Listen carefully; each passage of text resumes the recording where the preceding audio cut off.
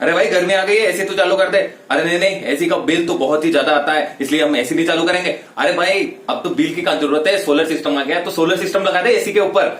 अरे भाई solar solar अभी कल ही मैं बाजार में गया था, तो एक एसी के लिए उन्होंने कहा था कि 5 किलोवाट का सोलर चाहिए, और 5 किलोवाट का सुना है कितना खर्चा होता है, 5 लाख का खर्चा होता है। हाँ भाई बात तो सही कह रहा है, बिल तो बहुत ही ज्यादा आता है एसी का। एसी का बिल यानी कि 7,000 रुपए मंथली या 5,000, और अगर 2 कमरे में एसी लगा दिया तो आप जान लीजिए 7 से 10,000 के बीच में भी आपको बिल आता है। पर रुको रुको, टेक में बड़े आपके साथ में है सब कुछ समझाने के लिए। तो आज समझते हैं अपन कि एसी के लिए सोलर सिस्टम कितना चाहिए, और इसके साथ में इन्वर्टर कितने चाहिए, और उसके साथ में बैटरी कितना चाहिए। और आपका सवाल है क्या ये ऑन ग्रिड चलेगा या फिर बैटरी पर चलेगा। और दूसरा सवाल ये भी था कि आप विंडोज एसी और स्प्लिट एसी में क्या अंतर है। और तीसरा सवाल ये भी था कि हमें एसी ऑनलाइन खरीदना चाहिए या फिर ऑफलाइन। तो इस सारे सवालों का जवाब मिलेगा आपको तकनीकी सुझाव कार्यक्रम के भाग 15 में। तो इस भाग को आप पूरा देखिए और सब कुछ आप समझिए। तो चलिए आज का वीडियो शुरू करते हैं। शुरू करने से पहले गुजारिश, अगर आप हमारे चैनल पर नए मेहमान हैं तो आप इसे सब्सक्राइब करके घंटे का निशान दबा दीजिए। तो वीडियो को कर दीजिए लाइक और चलिए दनादन।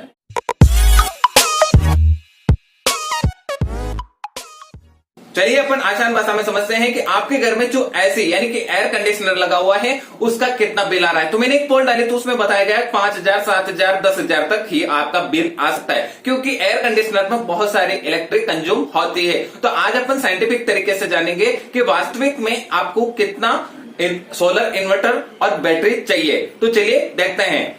सबसे पहले बात करते हैं अपन कि आपकी जो एयर कंडीशनर है वो कितने आवर्स आपके चल रही है। एक एवरेज मान लेते हैं, अगर आप दिन में 4 घंटे चलाते हैं और रात को भी 4 घंटे चलाते हैं, 4 घंटे बहुत हो जाता है, 4 घंटे में बहुत अच्छा कुल हो जाता है। सबसे पहले बात कर लेता हूं मैं कि यहाँ पर 1.5 टन की बात कर रहे हैं, यहाँ पर 1.5 टन की कैलकुलेशन बता रहा हूं मैं, यानी कि 1.5 टन की एवरेज आज तो मार्केट में बहुत ही कम वाट के मिलने लग गई। और जो सोलर पावर के लिए तो बहुत ही अच्छी एयर कंडीशनर अवेलेबल है। लेकिन यहाँ पर एक नॉर्मल एसी की बात करूं मैं, तो नॉर्मल एसी यानी कि 1800 वाट की 1.5 टन की आती है। तो 1800 वाट को अपन कैलकुलेशन करेंगे कि यानी कि 4 घंटे दिन में और 4 घंटे अगर रात को मैं एयर कंडीशनर को उपयोग करूं तो मेरा बिल कितना बनता है। यहाँ पर एयर कंडीशनर यानी कि आपको एयर कंडीशनर चलाने के लिए आपको बिल यहाँ पर लगभग बनता है आपको 5 से 7,000 रुपए। तो अब आप एक एवरेज लगाइए, क्या आप एक ही साल इस एसी को चलाएंगे? नहीं, आप तो रेगुलर चलाएंगे ना, आज चलाएंगे, इस साल चलाएंगे, फिर अगले साल चलाएंगे। यानी कि अगर एक एवरेज मानूं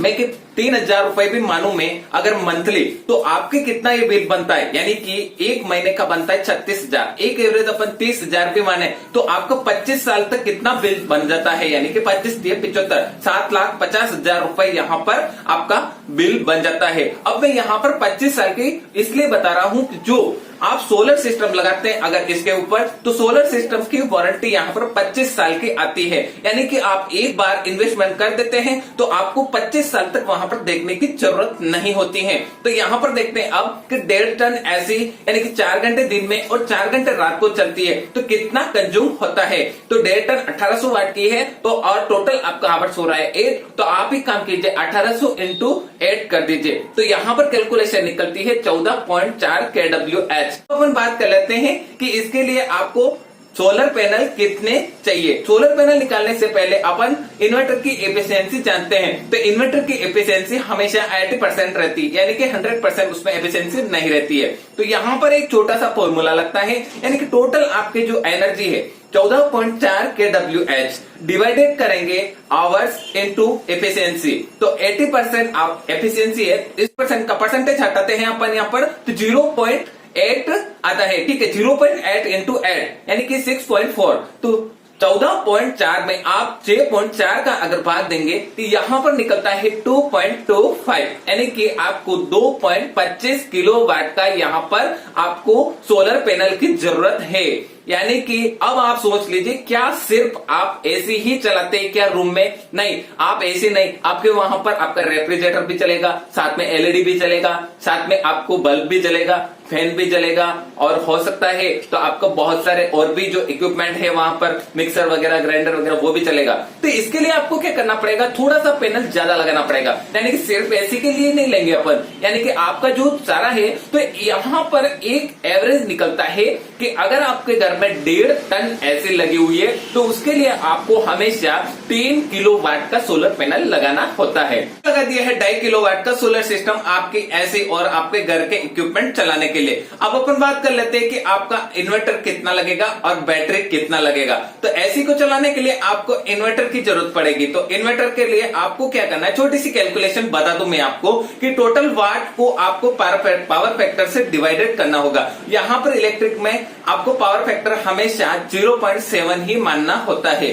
तो यहाँ पर मैं अगर 1800 में 0.7 का अगर भाग देता हूं तो यहाँ पर लगभग 2571 VA यहाँ पर प्राप्त होता है। यानी कि आपका इन्वर्टर अप्रॉक्स आपका 2571 आपके सिर्फ एसी के लिए है ये, न कि आपको इक्विपमेंट, यानी कि सारे इक्विपमेंट लगाने के लिए आपको लगभग आपको 3000 VA का आपको इन्वर्टर की जरूरत पड़ती है। अब अपन बात कर लेते हैं कि यहाँ पर आपको बैटरी की जरूरत कितनी पड़ेगी। तो बैटरी को निकालने के लिए सीधा सा फॉर्मूला है, जितना वॉट हो रहा है उसको इनटू कर दीजिए, आप मल्टीप्लाई कर दीजिए आवर से, आपका कितना आवर्स आपका टोटल आपका इक्विपमेंट चलने वाले हैं। तो यहाँ पर मैं अगर 8 घंटे की मानूं तो 1800 इंटू 8 और डिवाइडेड कीजिए आप 12, क्योंकि हर एक बैटरी आपके 12 वोल्ट की ही होती है। तो यहाँ पर 12 वोल्ट से डिवाइडेड करने पर आपको प्राप्त होता है यहाँ पर 1200 AH। तो अब यहाँ पर सबसे बड़ी बात ये आती है, क्या आपका एयर कंडीशनर बैटरी के ऊपर चल पाएगा?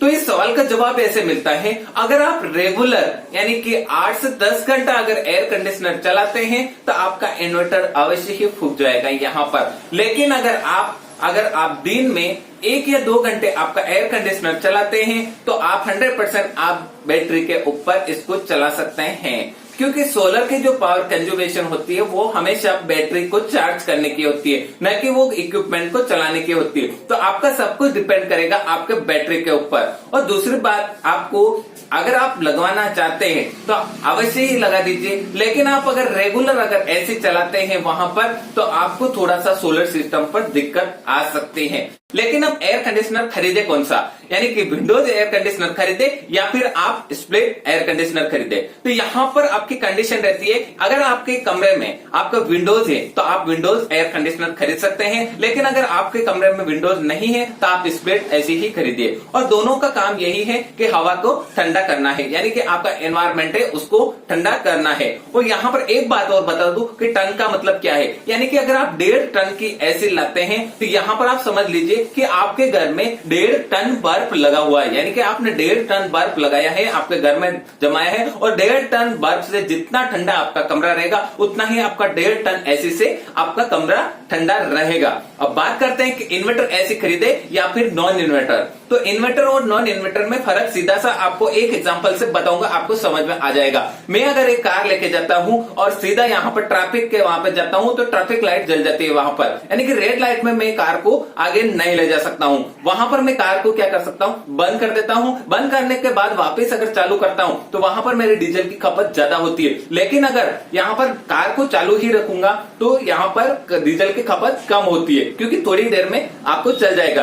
तो इसी तरह इन्वर्टर एसी में क्या होता है कि इन्वर्टर एसी में हमेशा जो कंप्रेसर है वो, यानी कि लाइट जाने के बाद भी वो कंप्रेसर चलता रहेगा वहां पर, यानी कि थोड़ा सा स्लो हो जाएगा, और जैसे ही वापस लाइट आएगी तो वो इन्वर्टर के जो आपकी इलेक्ट्रिक है, जो विद्युत है, वो कम खपत होगी वहां पर, और सीधा आपका कंप्रेसर वो रन कर देगा। यानी कि जो उसका जो टेम्परेचर है वो अगर इन्वर्टर नहीं लगा होगा तो 0 पे चला जाएगा सीधा, और 0 पे जाने के बाद आपकी इलेक्ट्रिक ज्यादा खपत होती है। तो आपको समझ में आ गया होगा कि आपको इन्वर्टर एसी लेनी है या फिर नॉन इन्वर्टर, विंडोज लेनी है या स्प्लिट। अब सबसे बड़ा सवाल आता है कि हमें एयर कंडीशनर ऑनलाइन खरीदना चाहिए या फिर ऑफलाइन मार्केट से।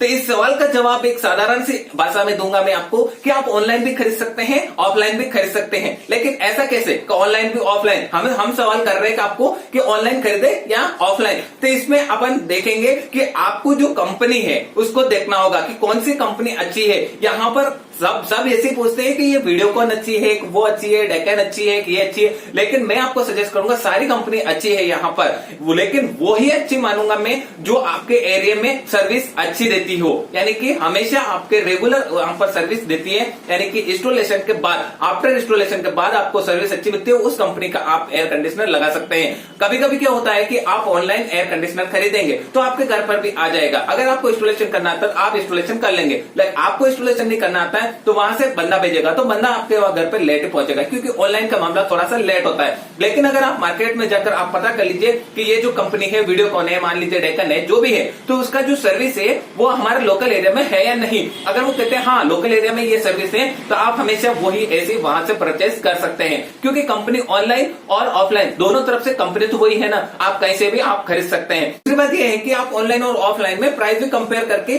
4-5 लोगों से पूछ करके सब कुछ सीख करके फिर ही आपको परचेस करना चाहिए, क्योंकि ये प्रोजेक्ट लंबा होता है, यानी कि एक टाइम का नहीं, यानी कि 1 साल नहीं चलाना होता है, आपको लॉन्ग टाइम इसको चलाना होता है।